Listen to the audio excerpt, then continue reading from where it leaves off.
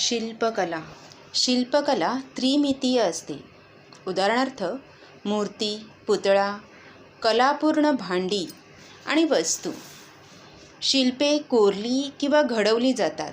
त्यासाठी दगड, धातू आणि माती यांचा उपयोग केला जातो. वेरूळचे कैलास लेणे हे अखंड शिलाखंडातून कोरलेले अद्वितीय शिल्प आहे. सारनाथ येथील अशोक स्तंभाच्या शीर्षावरील 4 सिंहांच्या शिल्पावर आधारलेले चित्र हे भारताचे राष्ट्रीय मानचिन्ह आहे. कलेच्या परंपरेप्रमाणे शिल्पकलेच्याही 2 परंपरा आहेत. लोकशिल्पकला शैली आणि अभिजात शिल्पकला शैली. प्रथम, लोकशिल्पकला शैली. चित्रकलेप्रमाणेच शिल्पकला ही सुद्धा अश्मयुगीन काळाइतकी प्राचीन आहे. दगडी हत्यारे बनवण्याची सुरुवात ही एक प्रकारे शिल्पकलेचीच सुरुवात होती असे म्हणता येईल. भारतामध्ये धार्मिक प्रसंगी मातीच्या मूर्ती तयार करून त्यांची पूजा करण्याची किंवा त्या अर्पण करण्याची प्रथा हडप्पा संस्कृतीच्या काळापासून होती. ती आजतागायत बंगाल, बिहार, गुजरात, राजस्थान अशा अनेक राज्यांमध्ये अस्तित्वात असल्याचे दिसते. महाराष्ट्रामध्ये तयार केल्या जाणाऱ्या गणेशमूर्ती, गौरीचे मुखवटे, बैलपोळ्यासाठी तयार केले जाणारे मातीचे बैल, पूर्वजांच्या स्मरणासाठी उभे केलेले लाकडी मुखवट्यांचे खांब, विरंगळ, आदिवासी घरांमधील साठवणीच्या मातीच्या कोठ्या या शिल्पकलेच्या लोकपरंपरेची साक्ष देतात. अभिजात शिल्पकला शैली. हडप्पा संस्कृतीमधील मुद्रा, दगडी आणि कांस्य पुतळे 5000 वर्ष किंवा त्यापेक्षा अधिक प्राचीन असलेल्या भारतीय शिल्पकलेच्या परंपरेची साक्ष देतात. मौर्य सम्राट अशोकाच्या काळातील दगडी स्तंभापासून भारतातील कोरीव दगडी शिल्पनिर्मितीला खऱ्या अर्थाने सुरुवात झाली असे मानले जाते. मध्य प्रदेशातील सांची येथील स्तूप प्रथम अशोकाच्या काळात उभारला गेला. त्याच्यावरील देखण्या शिल्पाची सजावट मात्र नंतरच्या काळात केली गेली असावी असे मानले जाते.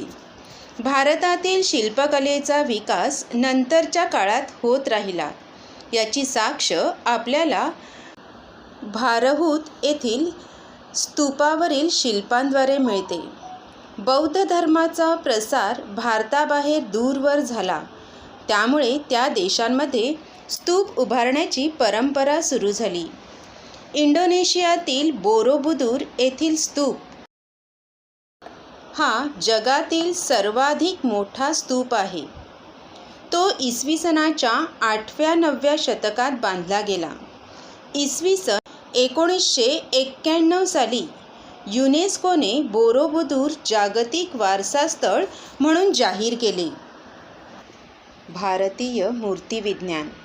अफगाणिस्तान आणि आसपासच्या प्रदेशात इसवी सनापूर्वी 2ऱ्या शतकात ग्रीक आणि पर्शियन प्रभाव दर्शवणारी गांधार शिल्पकला शैली उदयाला आली. इसवी सनाच्या 1ल्या ते 3ऱ्या शतकात म्हणजे कुशाण काळात मथुरा शिल्पशैली उदयाला आली. या शैलीने भारतीय मूर्तिविज्ञानाचा पाया घातला. देवप्रतिमांचा उपयोग करण्याची कल्पना कुशाण नाण्यांवर प्रथम पाहावयास मिळते. गुप्त साम्राज्याच्या काळात भारतीय मूर्तिविज्ञानाचे नियम तयार होऊन शिल्पकलेचे मापदंड निर्माण झाले. इसवी सनाच्या 9व्या ते 13व्या शतकात चोळ राजांच्या अधिपत्याखाली दक्षिण भारतात कांस्यमूर्ती घडवण्याची कला विकसित झाली. त्यामध्ये शिवपार्वती, नटराज, लक्ष्मी, विष्णू यांसारख्या देवतांच्या मूर्ती बनवल्या जाऊ लागल्या. स्थापत्य आणि शिल्पकला. भारतामध्ये अनेक कोरीव लेणी आहेत. कोरीव लेण्यांची परंपरा भारतामध्ये इसवी सनापूर्वी 3ऱ्या शतकात सुरू झाली. तांत्रिकदृष्ट्या संपूर्ण लेणे हे स्थापत्य आणि कोरीव शिल्पाचे एकत्रित उदाहरण असते. प्रवेशद्वारे, आतील खांब आणि मूर्ती हे शिल्पकलेचे उत्तम नमुने असतात. भिंती आणि छत यावर केलेले उत्तम चित्रकाम काही लेण्यांमध्ये अजूनही काही प्रमाणात टिकून आहे.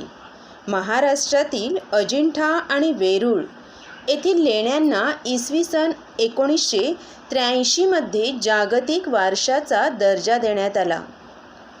भारतात मंदिर स्थापत्याची सुरुवात साधारणपणे इसवी सनाच्या 4थ्या शतकात गुप्त साम्राज्याच्या काळात झाली. गुप्त काळाच्या सुरुवातीस गाभारा आणि त्याबाहेरील 4 स्तंभ असलेली ओसरी एवढेच मंदिराचे स्वरूप होते. इसवी सनाच्या 8व्या शतकापर्यंत भारतातील मंदिर स्थापत्य पूर्ण विकसित झाले होते. हे वेरूळ येथील कैलास मंदिराच्या भव्य रचनेवरून सहज लक्षात येते. मध्ययुगीन काळापर्यंत भारतीय मंदिर स्थापत्याच्या अनेक शैली विकसित झाल्या. शिखरांच्या रचना वैशिष्ट्यानुसार या शैली ठरतात. त्यामध्ये उत्तर भारतातील नागर आणि दक्षिण भारतातील द्राविड या 2 शैली प्रमुख मानल्या जातात. या दोहोंमधून विकसित झालेल्या मिश्र शैलीला वेसर असे म्हटले जाते. मध्य प्रदेश आणि महाराष्ट्रात आढळणारी भूमिज मंदिर शैली आणि नागर मंदिर शैली यांच्यामध्ये रचनेच्या दृष्टीने साम्य आढळते. भूमिज शैलीत क्रमशः लहान होत जाणाऱ्या शिखरांच्या प्रतिकृती वरपर्यंत रचलेल्या असतात. हेमाडपंती मंदिरे. महाराष्ट्रातील 12व्या-13व्या शतकातील मंदिरांना हेमाडपंती मंदिरे असे म्हणतात. हेमाडपंती मंदिरांच्या बाह्यभिंती बऱ्याचदा तारकाकृती असतात. तारकाकृती मंदिरांच्या बांधणीत मंदिराची बाह्यभिंत अनेक कोनांमध्ये विभागली जाते. त्यामुळे त्या भिंती आणि त्यावरील शिल्पे यांच्यावर छायाप्रकाशाचा सुंदर परिणाम पाहण्यास मिळतो.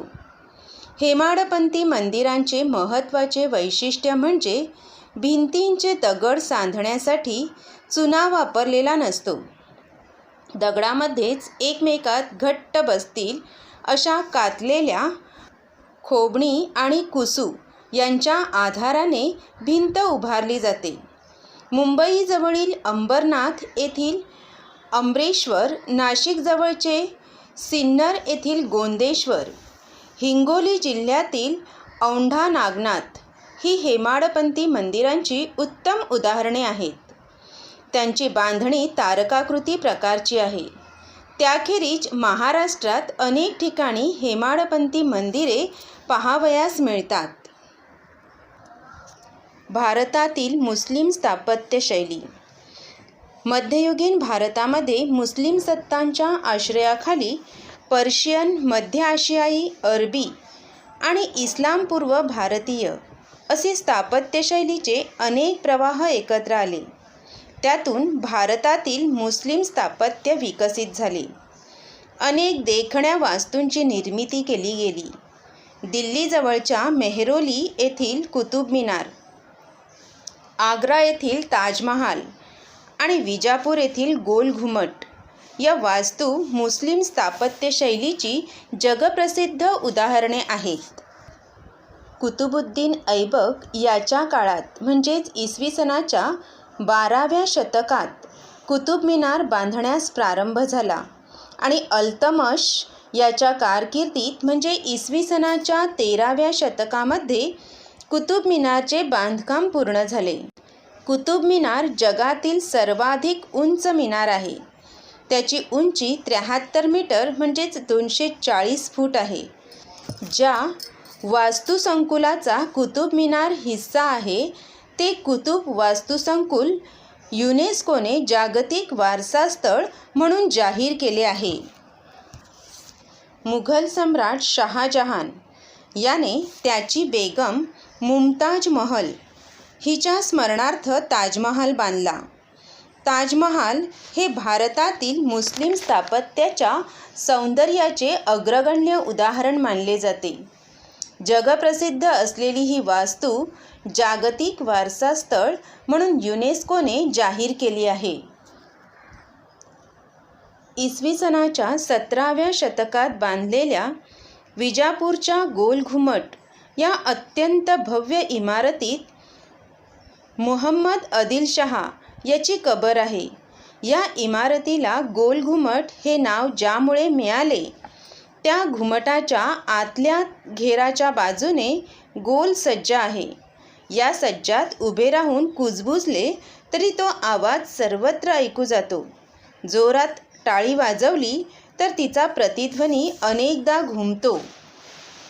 भारतात ब्रिटिश सत्ता प्रस्थापित झाल्यानंतर एक नवीन स्थापत्यशैली उदयाला आली. तिला इंडो गोथिक स्थापत्यशैली असे म्हटले जाते.